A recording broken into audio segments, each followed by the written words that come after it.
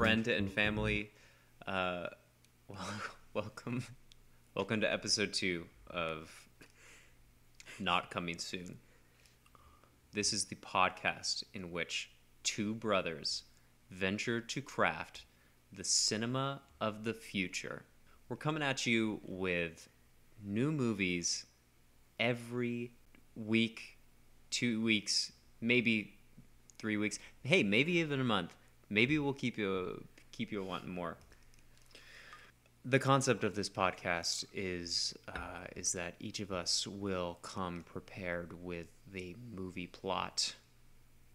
We will come with a basic idea, maybe some scenes, maybe some characters, maybe some dialogue, maybe a director in mind, actors potentially. And we will present this idea to the other brother and we'll receive feedback. We'll develop the ideas further.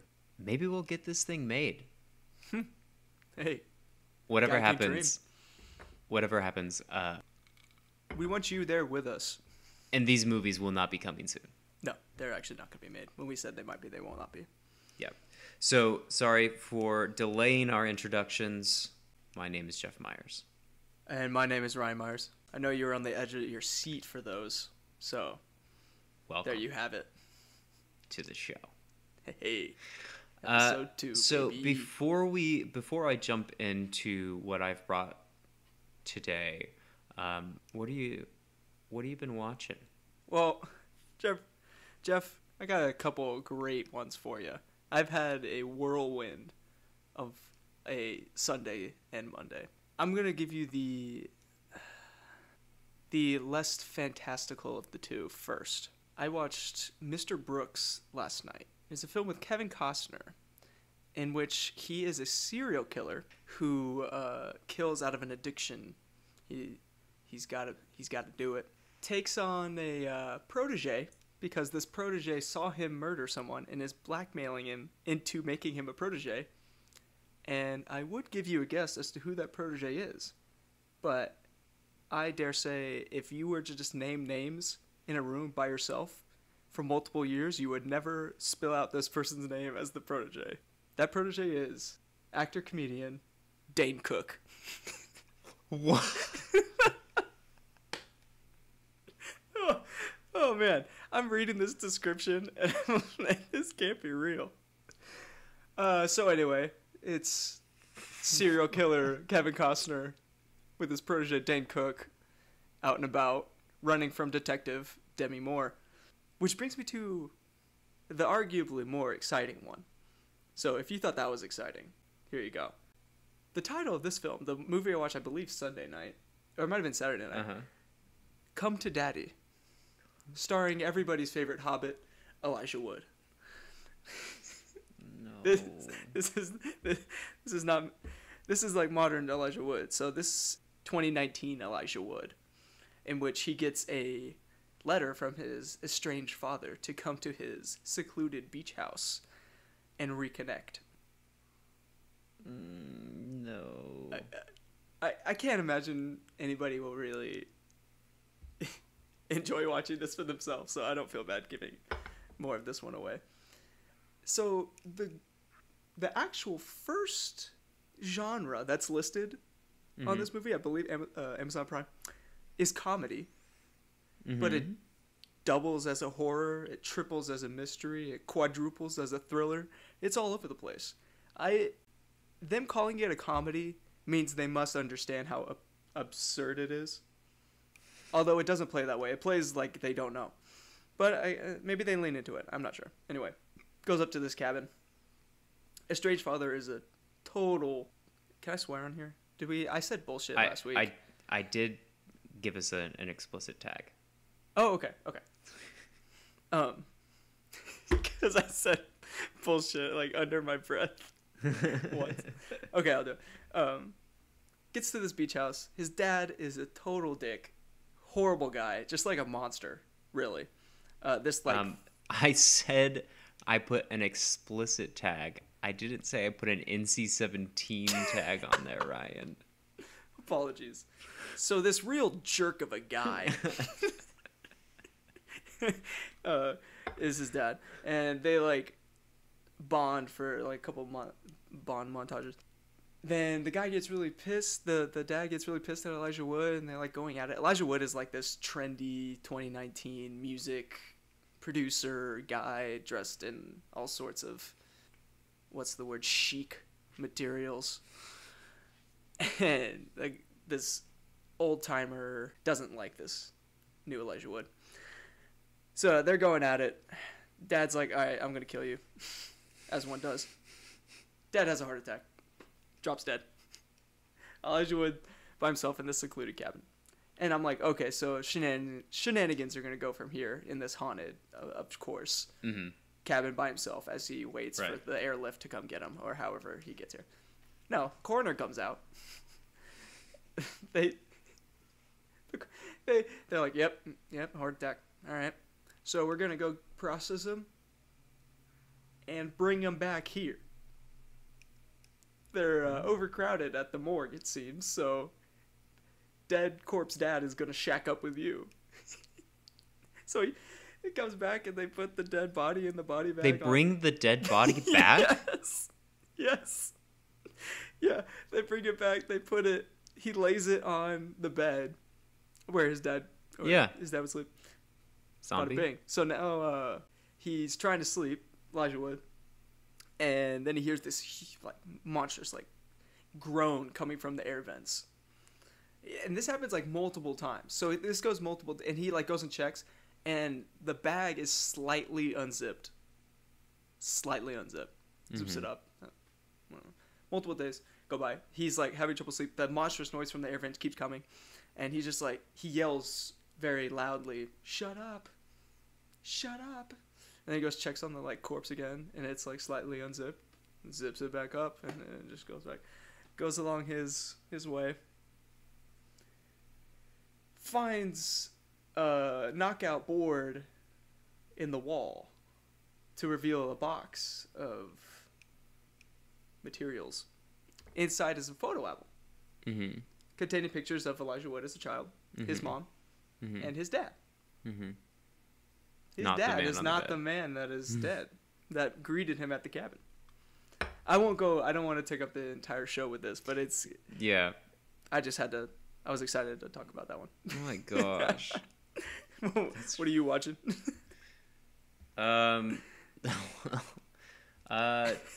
We've been watching Succession again. Nice. Just to slide right into the next season. Nice. It's great.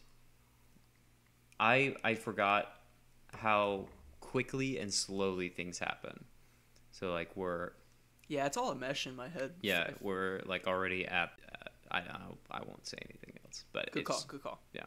People listening, you should watch it. Great show. If you haven't watched it. Excellent. Now's the time. October 17th, season 3. I remember October. Yeah. I can't put down the date. Also watched The Informant this weekend. That sounds really familiar. It's with Matt Damon. He is an informant. Who knew? Yeah, for cool. For the FBI. Enjoy. It's great. There are twists and turns. Classic Soderbergh. You know. Oh man, Steven. Soda. Could you spell Soderbergh for me? Do you have that? No. What is that? Big fat liar. She's posing as the secretary at Marty Wolf Pictures. Oh my gosh. I need to watch that again now that I know the references. Holds up, man. Yeah. I'd never, when she especially was on the phone, I had like, I never recalled her saying that because I didn't know who the brilliant mind behind the Oceans trilogy was. Great movie. Guys, go watch Big Fat Liar if you haven't in a while. It holds up. I mean, worst case scenario, you get a fun run around the Universal lot. I mean, exactly. Come on.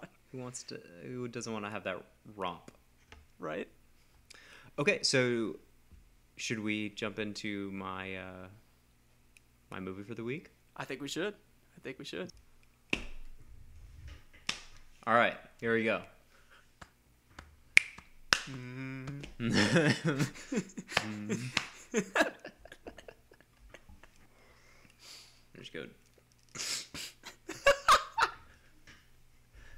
take a bump real quick. Okay, we start with like an office drone, like your Office Space kind of character who is doing. I've been looking for Office Space on the streaming channels for so long, and I haven't found it. I've never seen Office Space, but I know what you're talking about. Okay, like, so Edward Norton Fight Club before he meets Brad Pitt. Yeah. Kind of like that. Okay, so he's just going in day out. But instead of not sleeping at night and taking on another personality, he just continues on his boring. In lieu of soap. That's it. In lieu of soap. And somewhere middle America, nondescript. Okay, it's gonna be hard for me to not think of. I'm now only picturing Edward Norton. I'm gonna try to break. Okay, yeah, no, you got to break that out. Break that out. Yeah. Okay. So you have open with like an office drone in like nondescript middle America. Yes. And he's just going in, day out, thinking like roughly, late 20s, early 30s. Mm-hmm. I don't know. You've never actually been in the office, but I did. We were going back. I went on Thursday. I was in the office on Thursday. Okay. And we'll be again this Thursday. It's the typical like Colin Robinson in What We Do in the Shadows, where you come in and it's like, do anything fun this weekend? And nothing too crazy. This guy like never takes any vacation. He doesn't have anything going on outside of work. He doesn't have like friends, family in the area, or whatever. So he's going through that, and this is I have a lot of gaps in the overall story and the inciting incidents, but this is the first one of those. So you have an inciting incident, whether it be like something breaks in his apartment, he's like cracks and like shouts and decides, I'm getting out of here, take a vacation or something like that. So something happens, whether it's something just finally making him crack, or he gets laid off, something like that. Then he's talking to his sister. His sister lives in New York City. Okay. And he goes on vacation to New York City. The Big Apple. The Big Apple. And I'm envisioning a lot of shots of him going through life where it's just like a straight on shot of him right above his eye. You show a day in the life of him in the office, where he's driving to the office, sitting at the computer, driving home, watching TV, doing the dishes during dinner. Does the dishes during dinner? During dinner, yeah. Do you take a bite, wash it off? Do you do them afterwards? No. I do mine before, actually. Oh, that's pretty efficient. So, well, who wants to end their meal with washing dishes? So I wash them beforehand, and that way it's already out of the way. That's genius. I'm going to suggest that. Yeah, you should. And so I think that I want to have like 3 sections of, not montage, but a series of things. So we have this journey to New York, which is the second of the shot montages, where he is sitting in the car on the way to the airport, on the jetway, just doing that fun shuffle thing where nobody has really anywhere to go, but everybody's very eager to get there. On the plane, that baggage claim, things like that. Yeah. Okay. Just to establish his humdrumness. Always with a blank expression. Yeah, always with a blank expression. Sister pulls up to the airport, pick him up at the airport in a sneakily expensive car. Just a little taken aback by how expensive the car that she's driving is. And then she drives him back to her surprisingly expensive looking apartment. So he's like kind of in awe of this. They're catching up. They're having conversation. Turns out that his ex-girlfriend from high school an old flame is roommates with his sister. I like it. Uh-huh. I like it. In her expensive apartment, her expensive life, still needs a roommate. Mm-hmm. Okay. No, it's not a partnership out of necessity. It's a partnership out of friendship and being young and that makes sense. wanting to live with a friend. Okay. So she younger sister or older sister? Did you say? Younger sister. Yeah, Okay. I hadn't thought of it. So when they arrive at the apartment, there is an awkward encounter, from that. So they don't spend too much time in the apartment. Go to dinner. While they're at dinner, they continue to catch up. He asks her how she's affording this lifestyle. She's very evasive with that Just question. at dinner with the sister or the ex? Just a sister. Okay. A sister. Okay. Very evasive with that question, and then he steers the conversation to the ex, just how she's doing, what's going on there. Talks about his regret of never leaving, born and bred wherever they are, and that was a breaking point that he had with his ex about leaving, talking about how the mistake to just stay there and how he's regretting his decisions to live in this place. Abrupt phone call comes to the sister, and she bounces. So he's stuck with the bill at the restaurant. Ooh.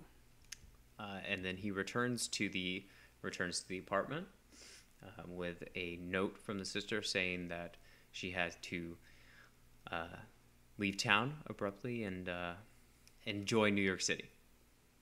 Interesting. Okay. So Alright. so he spends the next day, and this is another of those shot montages where he's just going around the city. He's got a Central Park carriage ride. He's taking in a show at the Lion King. Yeah. Times Square. Yeah. Shot of him in the subway. Statue of Liberty. Yeah. The juxtaposition of these like iconic things against his mundane expression. I love it. Yeah, it's gonna be great. You went more cinematic with your imagination than I did with my last one. I feel like I got to focus on that a little bit more. Like I like how you're already understanding how like the subtext of these shots, how it gets the point of the movie across. You're thinking in a cinematic way, which I should try for the next one. Yeah, it's good. It just came to me. Yeah, story tells itself. Okay, so at the end of the day, gets back to his apartment. He's walking around the apartment, taking in all the there's very expensive art and accoutrement around the house.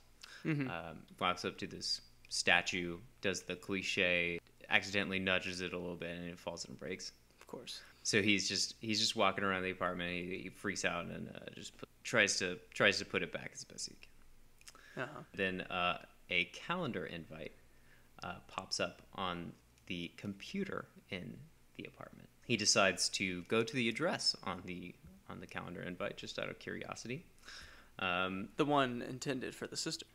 The calendar invite intended for the sister. Yes, correct. And when he gets there, he sees the sister and the ex going into the establishment. And then he kind of follows them in, sees them go into a secret back room. Then after a little bit of time, the ex comes out of said room, and he motions to her. She locks eyes with him. She's like, "Oh no." Tries to wave him to tries to subtly indicate, "Do not talk to me." He does not pick up on this hint. He sits down with her at the bar, and then you see two guys in motion behind the bar, moving closer to them, and she pushes our main character out of the bar, and they are suddenly being pursued by these goons. Oh. And I have back and forth between the chase and what's happening with the sister remaining in the room. And then the X and our main character do end up shaking the tail. Okay. And they receive a phone call from our villain. Our villain of this film. Okay.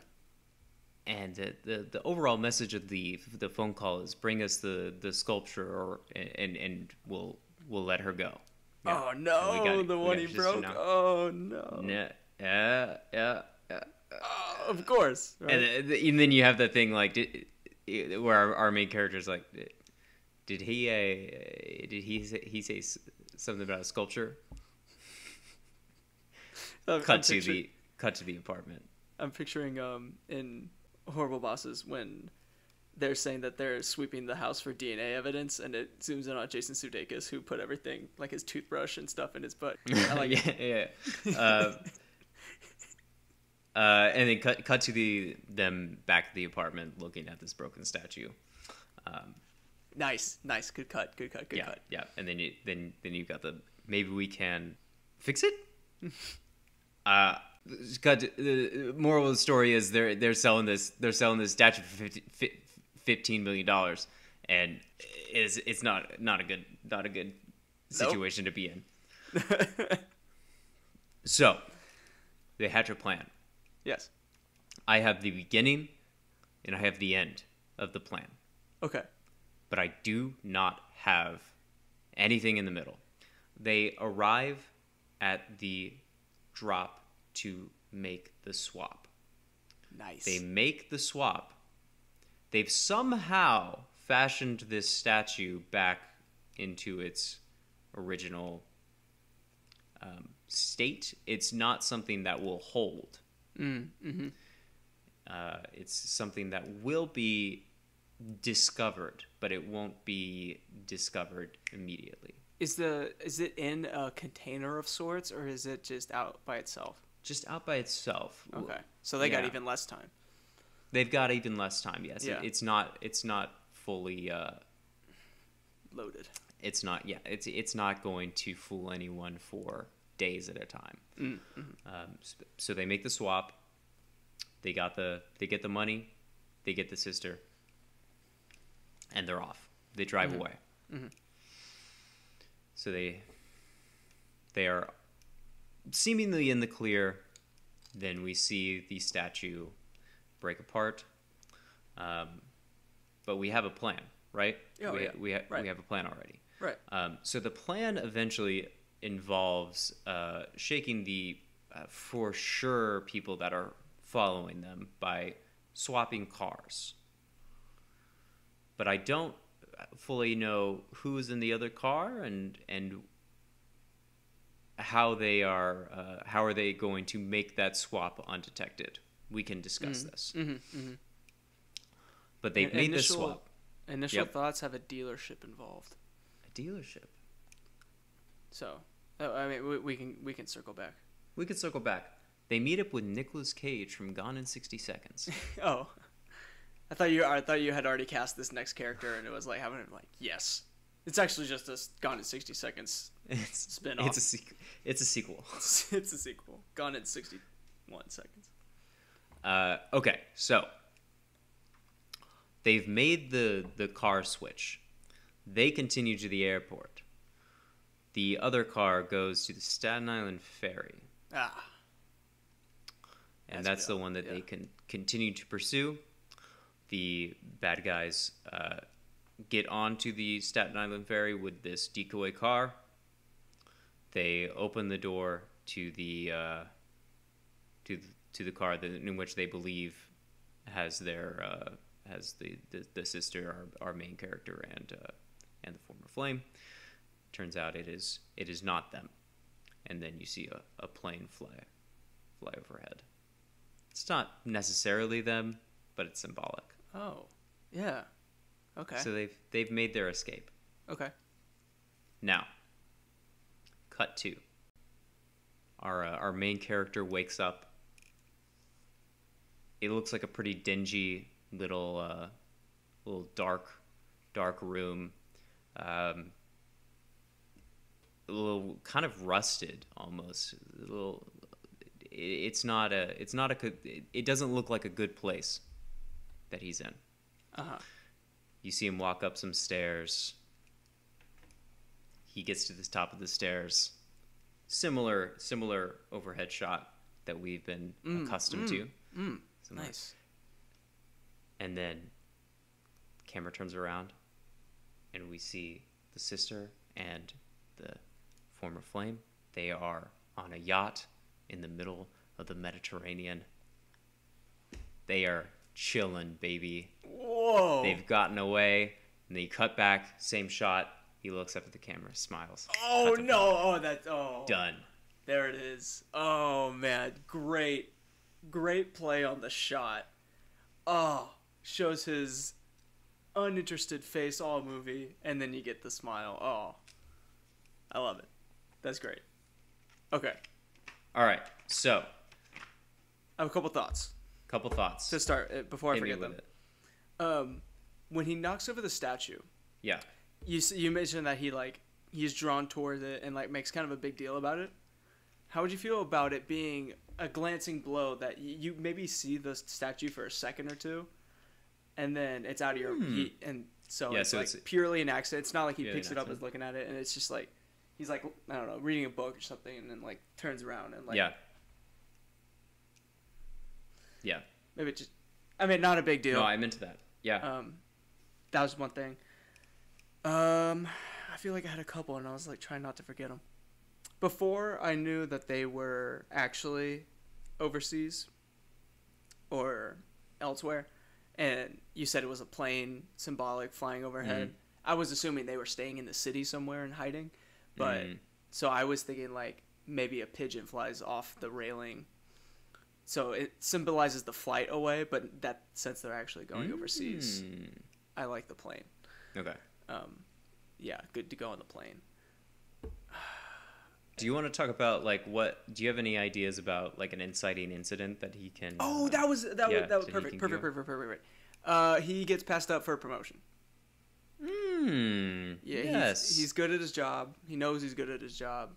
He doesn't love his job, but maybe this higher position was what was keeping him in, and now that's completely out of reach, he's out. That's good. Thank you for reminding me. Yeah. That was the other one. Yeah. Having been passed up for a promotion. There we go. Cool. Okay. So for the car, I haven't been to a dealership in a while, but I know there's the service center, and the service center caters to cars of that dealership, brand wise. So perhaps, that was the other question I had. I did have a question. So they know who's driving this this decoy car. That's a question. I didn't have an answer for that. But they knew it where it was going to the ferry. Okay. Yeah. They knew so they got it. I didn't have an idea on who it was, but they know them and they have paid them to make this. Okay. That's the other thing I was wondering about. I was how do they know where that's going? Okay, so maybe we introduce. Maybe there's someone else they run into. Maybe there's another person from his and the Flames' old high school that they run into together. Yeah. Or I feel like they are well connected in the not black market art world. The shady, the darker market art world. So they probably just have people on hand. Yeah, true. And if they're in that sort of realm, that doesn't put them out of reach of shady chop shops, who have all sorts of vehicular resources at their disposal. So who knows how that works out? Yeah. So, but yeah, very plausible way that they could definitely lose this tail. I'm getting a huge date night vibe. Did that play into this at all? It was something that I had in the back of my mind as it was developing, but I am intending it to be less comedic. Okay. Oh yeah, yeah. I mean, you can see its roots in there, just like shaking tails in New York City, Yeah. date night. But you take away yeah, I dig it. Make it more of a thriller or Yes. more of a drama. I absolutely dig it. Yeah, awesome. Okay. Let's see. So, and then do we want to the beginning and end of this plan? So the end of this plan is the yacht in the Mediterranean. That's point C. Is that right? Yes. Okay. Point A is we do the fake swap. Yeah, they do this. They do the swap. I mean, they do the legit swap. It's just broken. Oh, sorry. Yeah, right. They do the swap. Okay. So how do we get from A to C? I would also like to have our villain guy. Yes. Our villain of this. Make the decision for his people to follow them and kill them before the statue actually breaks. Before he knows that it was the statue. Oh, okay. Yeah, so the doomed if you do, doomed if you don't. Yep. Yeah, even though at this point. Okay, yeah. That's funny, because then that adds a, like, hey, what was the point of giving him a real statue anyway? Yeah. You know? Well, they got the money. Yeah. Oh, they get the money. Do they get the money? I forgot about that money. Ooh, They do get the money. that money. He's true to his word on his money. He was just going to kill them. Yeah. So do we know where the sister got, or the sister or the flame got this statue? It's not clear. I think that the Okay. reason they are able to afford the lifestyle that they were affording was that they deal in the dark, Yeah. the darker art world. Yeah. So they could be doing it like a flip here. Yeah. Essentially. Yeah. Or another dynamic, if we wanted to do it this way, was they're a broker between two parties. And Yeah. they're financially obligated from this other person that is selling. So, sorry, they're given the statue. Anyway, it's good how it is. Yeah, I don't know if I we don't need think to we get need that that specific. Nice. Okay, do we want to talk people? I think that's Yeah, let's talk people. Do you have anybody? Because I am struggling. I'm struggling. To, I had a couple names pop up. I don't know. Run me through it. My initial kind of thought, because you want a disarmingly attractive guy, I would say. No, I mean he's not for our main guy. Yeah, he's not turning Okay. heads. He's not turning heads, Yeah. but he's also like his life before this caper. Yeah. His looks mirror his mundane life, I guess. Anyway. Yes. Yeah. No, I see what you're saying. Sorry, Jesse, if this offends you now that I explained what this character is, but Jesse Eisenberg, maybe he's getting on the upper edge of that age range we're looking for at this point, or maybe he just doesn't have the. No, I see what you're saying. I like what you're saying. That's I what like popped where in you're my going. head. Yeah. Another name that popped in my head was Kunal Nanjiani. But if you want to move away from the comedy the role, Lovebirds. But have you seen the Lovebirds? I have seen the Lovebirds. Basically, date night. Oh, that's a good point. Yeah, But yeah, no, I do want to. I think I do want to move away from the comedic side of it, but I feel like he does too. So yeah, very true. So that also popped in my head. I'm mad because I have your perfect leading man, Jim Carrey from the 2000s. It's like when you talk about the mundane, I'm like picturing Eternal Sunshine of the Spotless Mind, him at the beginning with his gray life, and then how he can also has range for comedy. And I was like, yeah, that's it. But 20 years too late. Yeah. Another name that popped in my head, I'm gonna say it. It popped in my head and I said no to myself. But another name was Justice Smith. As he ages, he's, because he's kind of got that stuck in this life I don't love in Detective Pikachu. Yeah. So Justice Smith, food for thought. Justice Smith, food for thought. Also, when I'm like thinking of who to put in these roles, my mind is like Matt Damon, Brad Pitt. Yeah. Like I'm like, no, move away. Like And then, Dylan O'Brien. Dylan O'Brien. Remind me. Give me a role. The Internship and Maze Runner. Hey, I like that. I like it. That's a good one. Could be interesting. And then so this actually I think can go either way, because initially I was thinking of this being the sister, and again it'll depend on who we cast as our leading man. So initially I was thinking this was going to be the sister, just because in my head she was going to have a bigger role than the ex ended up having. I thought the ex was maybe so this could go either way. I say we ride the Florence Pugh hype. How do you pronounce Puh? I've heard Pugh. Florence Pugh. Okay, I want to get clean take. I don't want people hearing me say that. You think I could get Florence Pugh? Hey, she's on the rise. With that. No, I'm saying I could not get Florence Pugh.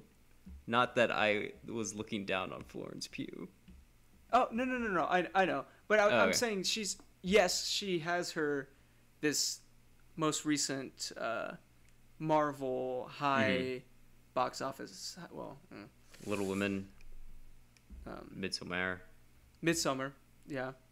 Should I say Sommer? I've been saying Midsummer this whole time. I say Midsommar. That's a whirlwind of a film. Anyway, she's getting more high, grossing roles. So I say we roll with her, jumping on up, flying through these ranks, for again either the sister or the flame. Let's see if we can get another option for the sister / flame. I shouldn't say it that way. The sister or the flame, separate, sister or the not flame. Not the same person.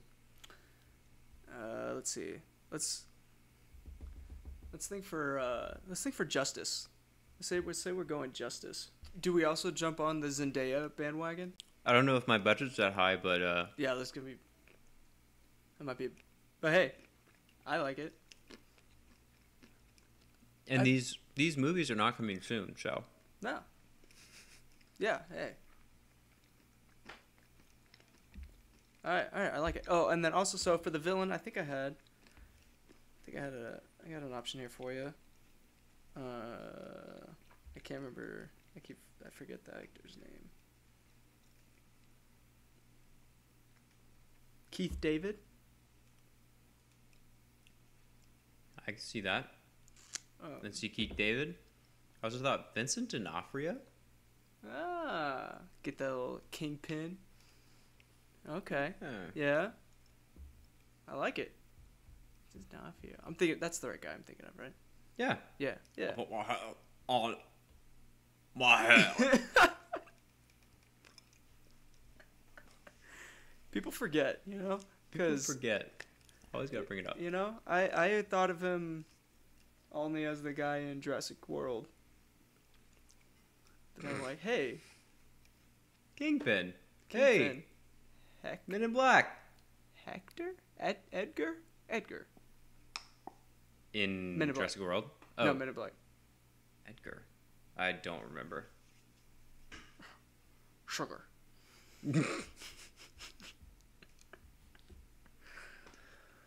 Okay, yeah, I like it. I think we got something cooking here. Yeah, do you want to do our recap? Yeah, so for this movie, we got you got your average Joe living out middle of the West somewhere. Midwest, not middle of the West. Two very different places. And he's not loving life. It's drab. It's dreary. Not much going on. No excitement. It's all about work, but work sucks. All of a sudden, he doesn't get the promotion. He gets passed up by Greg. And then he snaps, goes out to visit his sister, ends up breaking her $15 million statue, screwing up her deal. But hey, not actually, because she was going to get hunted down anyway. And he actually gives them the upper hand, which is a fun thing that I just realized. So if they were going to be sought after to be killed anyway, him breaking the statue is actually a good thing, because they're like, okay, we need to have this plan. They wouldn't have had the plan otherwise. Oh man! All right. Hey. So they do a car. They give him the broken statue, get their 15 mil, drive away. Do a car swap of sorts, so they get the bad guys on this third party who are they in cahoots with, who they are in cahoots with. Drives over to a Staten Island ferry. Bad guys get on the ferry, realize it's not them. Plane flies overhead. Cut to our heroes, $15 million richer, on a yacht, minus yacht fees, hanging out in the Mediterranean Ocean. Sea. Hanging out in the Mediterranean Sea. We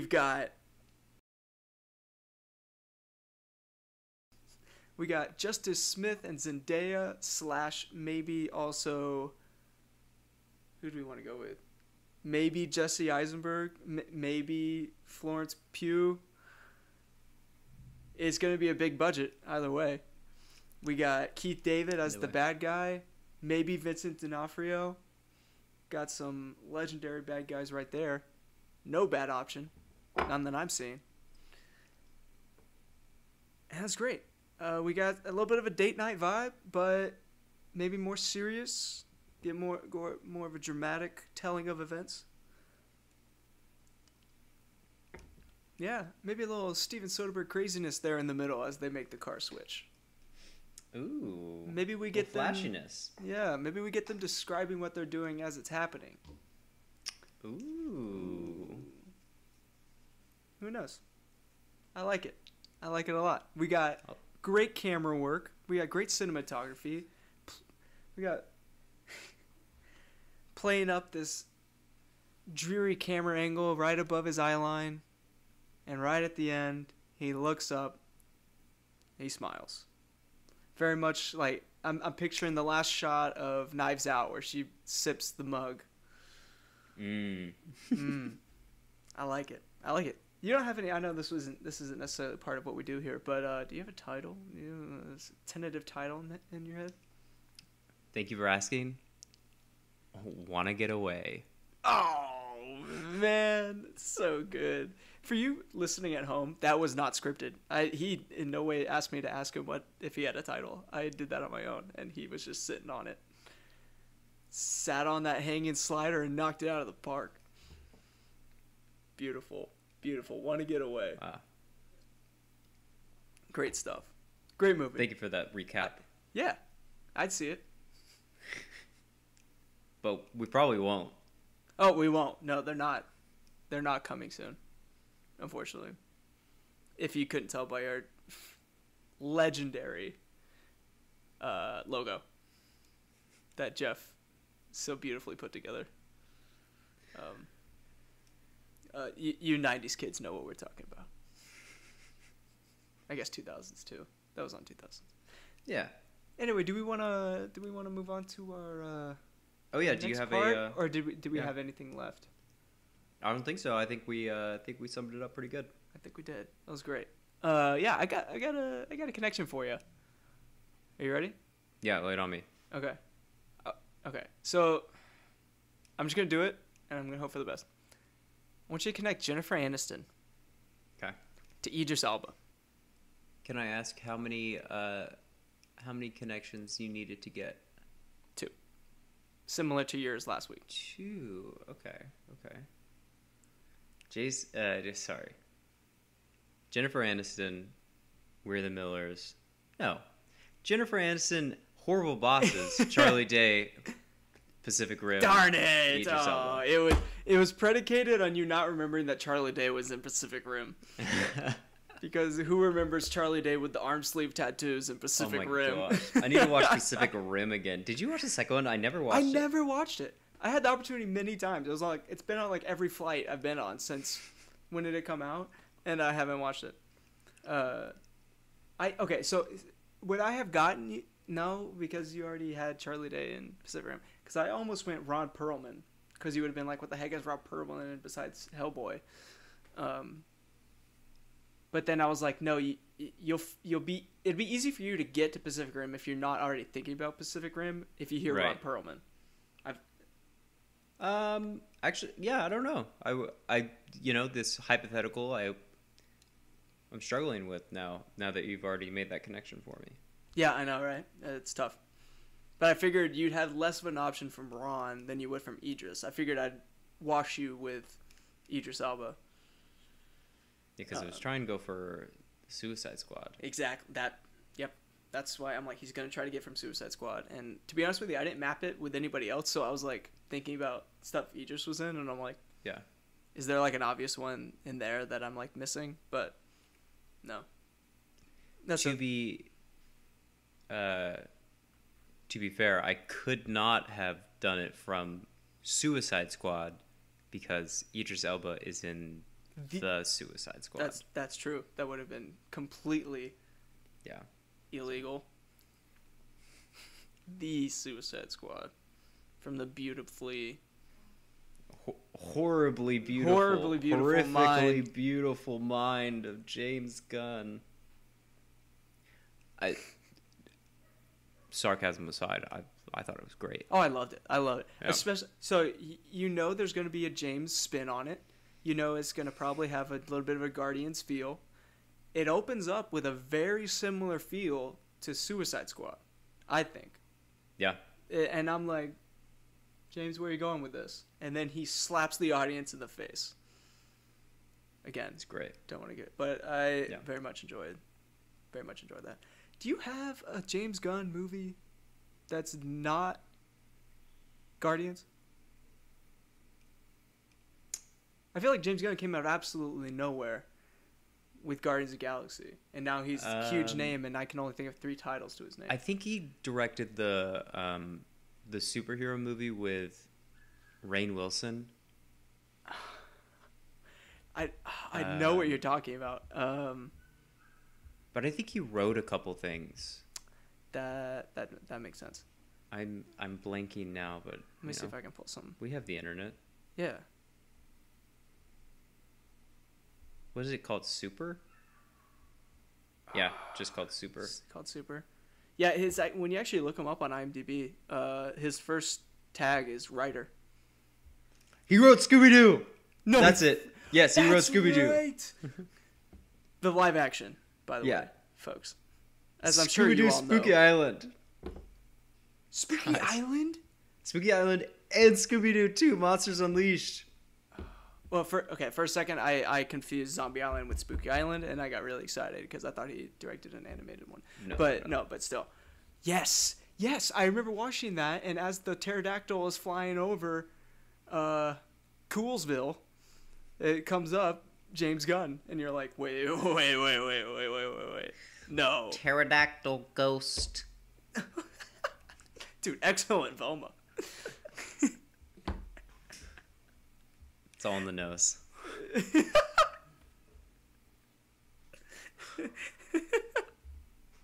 Dude, great movie. Really looking forward to spooky season where I'm going to be able to just fling these movies off, man. I got so many just like October 1st. I'm going to let the floodgates down and just let them all in. I'm not a minute earlier though. If you're also curious, James Gunn created a TV show that was where I stopped scrolling here. Mm-hmm. From 2008 to 2009, called PG, so parental guidance for porn. PG porn. For people who love everything about porn except the sex, is the tagline. Well, starring Belladonna, one word. Okay. Sean Gunn. Of course. The gotta have that nepotism in there. Yeah. What's Ron Howard's brother's name? Clint. Got Clint Howard to his. Anyway, also starring James Gunn. Well, good for him. Sounds like he was on the airways. This was a big one. Those are the top 3 billed. Craig Robinson. Robinson. Oh, wow. Interesting. Nathan Fillion. Alan Tudyk. Excuse me? Wow. Huh. Well, there you go. Yeah, PG porn. Yeah, check it out. Yeah, for people who love everything about porn, except the sex. There's 3 dots in there, by the way.